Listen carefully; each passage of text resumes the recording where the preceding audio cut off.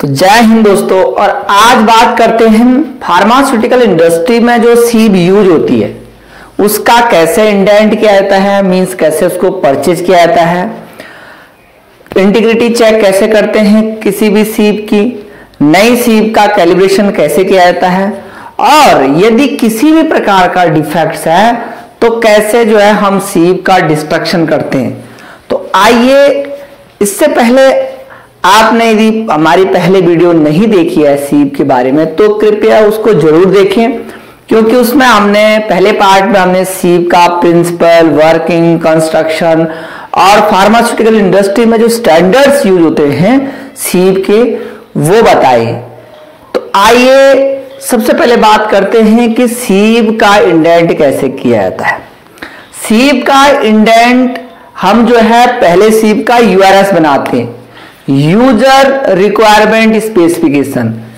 जो यूजर होता है, जो कस्टमर होता है, उसकी जो स्पेसिफिकेशन होती है, रिक्वायरमेंट होती है स्पेसिफिकेशन की, वो हम तैयार करते हैं। उसमें हम जिस भी टाइप की आपको सीब मंगानी है, मींस आपको एग्जांपल 4 के लिए 40 मैच की सीब मंगानी पहली बार, तो हम 40 मैच लिखेंगे, उसमें डायमेंशन उसका लिखेंगे, कितने डायमेंशन के आपको सीब चाहिए, कितनी इंच की आपको सीब चाहिए, किसके लिए सीब चाहिए, और साथ साथ उसमें कोडिंग देते हैं। जैसे एग्जांपल के लिए हम विब्रोसिप्टर के लिए मान लीजिए सीब मंगा रहे, तो उसमें हम देंगे SI सीब विब्रोसिप्टर /40 मैच स्लैश करके 001, इस तरह से 001 देते सीरियल नंबर होता है। इस तरह से हम उसमें कोडिंग देते हैं, और वो पूरी जो पूरा स्पेसिफिकेशन हो गया या कोडिंग होता है वो यूआरएस के अंदर हम लिखते हैं, यूजर रिक्वायरमेंट स्पेसिफिकेशन। इसको कौन करता है? इसको करता है कंसर्न्ड ऑफिसर या उसका सुपरवाइजर। जब ये पूरा बनता है, पूरा जो उसका स्पेसिफिकेशन होता है, डिस्क्रिप्शन होता है, वो पूरा बनता है, उसके बाद ऑथराइजेशन के लिए वो जो है प्रोडक्शन मैनेजर के पास या हेड के पास जाता है, वो उसको ऑथराइज करके परचेज डिपार्टमेंट में भेजता है, और फिर परचेज डिपार्टमेंट उसको यूआरएस को सेंड करता है मैन्युफैक्चरर को, जहां से मैन्युफैक्चरिंग होनी है सीब ने।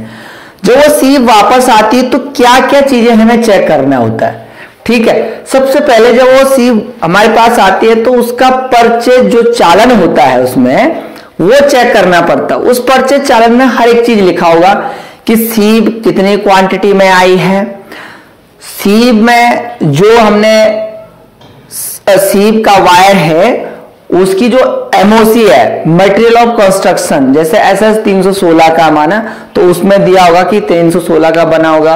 उसका सर्टिफिकेट जो कि सप्लायर जो है देता है हमें सर्टिफिकेट उसका एमओसी का, तो वो भी जो है हमें देखना है, वो भी चेक करना है। साथ साथ हमें उसका कैलिब्रेशन सर्टिफिकेट चेक करना है कि जो उसने कैलिब्रेशन करके दे रखा है क्या वो सर्टिफिकेट है कि नहीं।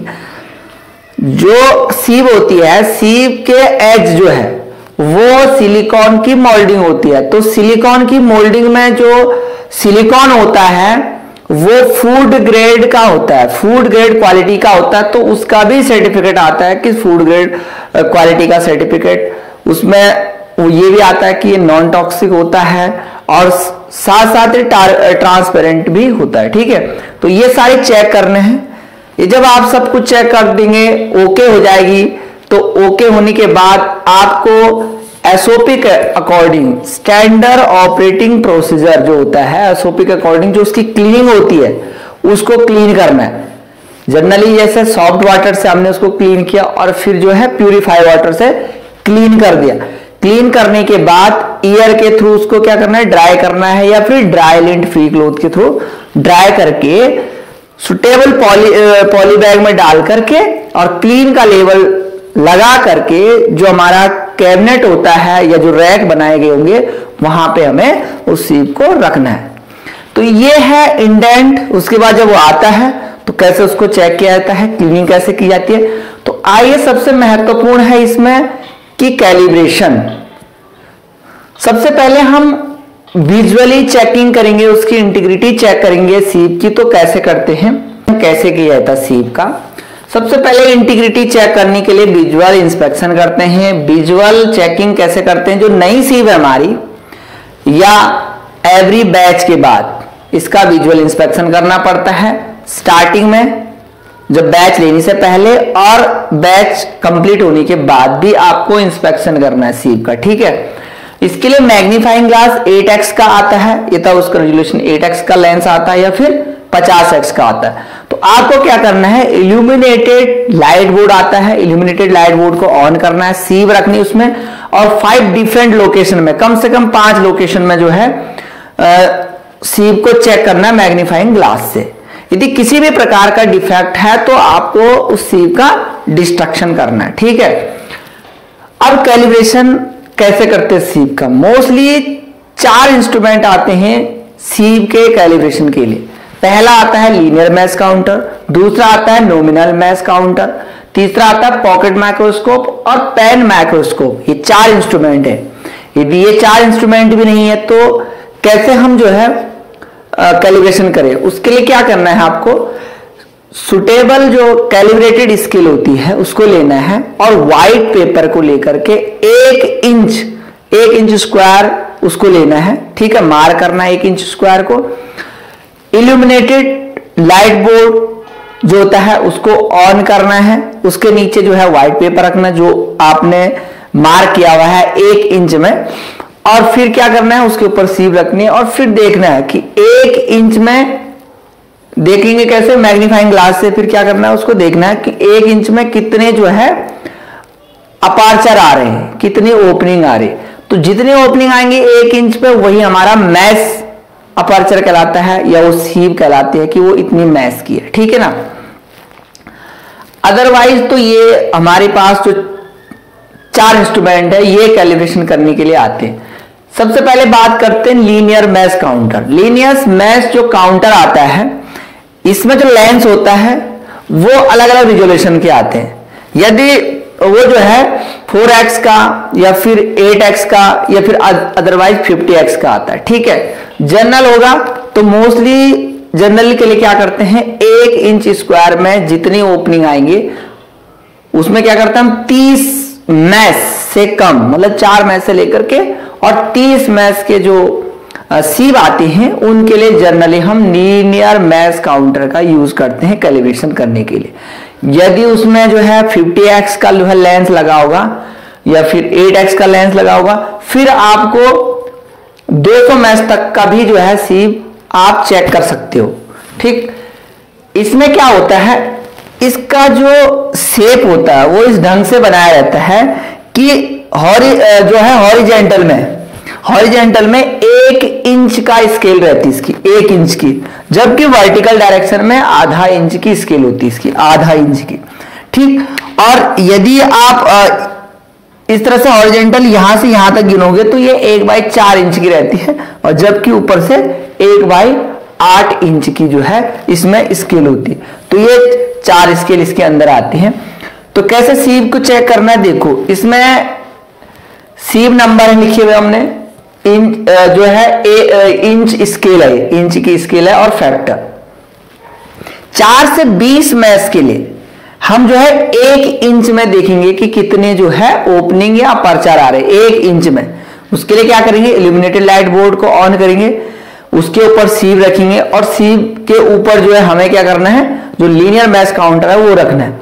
यदि 4 से 20 मैश की सीब होंगे तो हमें 1 इंच के अंदर कितनी ओपनिंग या कितने अपर्चर आ रहे हैं वो देखना है, ठीक। उसके लिए फैक्टर आता है n × 1। n क्या है, n होता है नंबर ऑफ ओपनिंग पर इंच। 1 इंच में या आधा इंच में कितनी ओपनिंग आ रही है, या फिर 1/4 में या फिर 1/8 इंच के अंदर कितनी ओपनिंग आ रही है, वो आपकी n कहलाएंगे, ठीक है। तो 1 इंच में माना आप 4 मैश के लिए कर रहे हो तो 4 मैश में क्या आएंगे, 1 2 3 4 ओपनिंग आएंगे उसमें। तो फैक्टर क्या लगेगा, जो n × 1 मीन्स 4 × 1 = 4, तो 4 मैश की कहलाएगी। तो 4 से 20 मैश के लिए 1 इंच का यूज करते हैं। 24 से 40 मैश के लिए आधा इंच में गिनेंगे, आधा इंच में कितनी ओपनिंग आ रही है। एग्जाम्पल 4 के लिए मान लीजिए हम 40 मैश की कोई सीब को चेकिंग कर रहे हैं, तो आधा इंच में कितने आएंगे, लगभग 20 ओपनिंग आएंगे। तो 20 गुणा 2 करके आएगा तो कितना हो जाएगा, 40। तो वो जो सीव होगी वो 40 मैच की होगी। इसी तरह से 4480 के लिए 1/4 इंच का यूज करते हैं, और 100 से 200 के लिए 1/8 इंच का यूज करते हैं। इसकी टॉलरेंसी भी होती है, ऐसा नहीं कि 40 ही ओपनिंग हो, 1-2 ओपनिंग ऊपर नीचे हो सकते हैं। जो टॉलरेंसी होती है, टॉलरेंसी बताएंगे कैसी होती है। अब आता है दूसरा nominal mess aperture counter 8x का। यदि इसमें जो है रिजोल्यूशन 8x का है, जो लेंस लगा होगा, सेम प्रोसीजर वही है। इल्यूमिनेटेड लाइट बोर्ड को ऑन करना है, उसके ऊपर सीव रखनी है और फिर नॉमिनल मैस अपर्चर इसके ऊपर रखना है, ठीक है। इसमें क्या करते हैं, मोस्टली जो है इसके अंदर एक स्केल होती है 10 mm की, 10 mm की स्केल होती है, ठीक। हमें क्या करना है, 2.5 mm में जितनी ओपनिंग आ रही वो देखनी। तो ये जो नॉमिनल मैस अपर्चर काउंटर होता है, जनरली 30 मैच से ऊपर की जो सीव होती है, 30 मैच से लेकर के 200 मैच तक की सीव के लिए जो है नॉमिनल मैस अपर्चर का जो ये इंस्ट्रूमेंट होता है, इसका यूज करते हैं कैलिब्रेशन करने के लिए सीव की, ठीक है। तो मोस्टली कम से कम जब आपको सीव की कैलिब्रेशन करना है तो मिनिमम 10 लोकेशन लेनी है। तो 10 लोकेशन वेप्ट डायरेक्शन में लेनी, मींस वेप्ट और वार्प। देखो अपर्चर क्या होता है, 2 एडिसेंट वायर के बीच का डिस्टेंस, स्पेस कहलाता है क्या, अपर्चर। यदि जो वायर हैं वो हॉरिजॉन्टल डायरेक्शन में कैसे हैं, हॉरिजॉन्टल डायरेक्शन में, तो उसके बीच का स्पेस, मतलब space, horizontal space between 2 wire, तो उसे कहते हैं वेप्ट। और यदि जो है vertical space between 2 wire, vertical space में 2 वायर के बीच का डिस्टेंस वार्प कहलाता है। इसलिए जो है हमें वेब डायरेक्शन में भी और वार्प डायरेक्शन में भी जो है सीव को चेक करना, उसकी इंटीग्रिटी चेक करनी, कितनी ओपनिंग आ रही। तो इसमें क्या करना, नॉमिनल मैस अपर्चर में रखेंगे तो 2.5 mm में जितने आपके ओपनिंग आएंगे, अपर्चर आएंगे, वो हमें काउंट करने हैं, ठीक, 2.5 mm में। और फिर इसको 10 से मल्टीप्लाई कर देना है।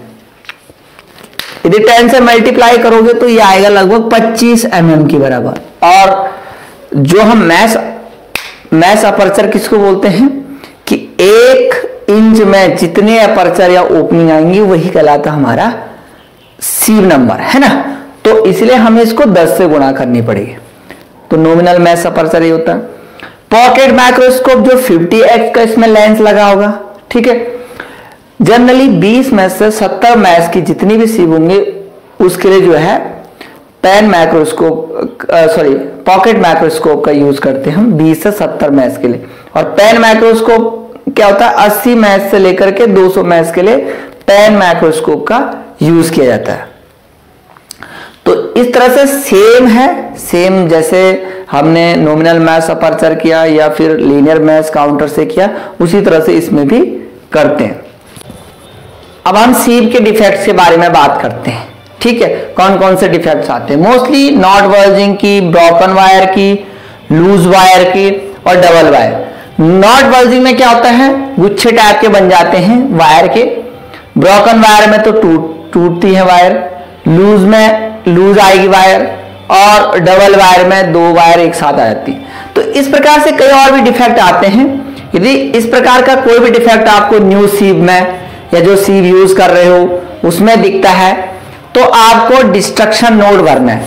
डिस्ट्रक्शन नोट भरना है, कंसर्न ऑफिसर या सुपरवाइजर डिस्ट्रक्शन नोट भरता है, उसके बाद हेड उसको अप्रूव करता है और फिर उसको डिस्ट्रक्शन के लिए इंजीनियरिंग डिपार्टमेंट में भेजा जाता है। तो उस पर एक सुटेबल लेवल लगाना है डिस्ट्रक्शन का, ठीक है, या स्क्रैप का, वो जाएगा इंजीनियरिंग डिपार्टमेंट में और वहां पे कंसर्न ऑफिसर या क्यूए का ऑफिसर और इंजीनियरिंग जो उसको डिस्कार्ड कर रहा है हैमर के थ्रू उसको डिस्कार्ड कर देना है, ठीक है।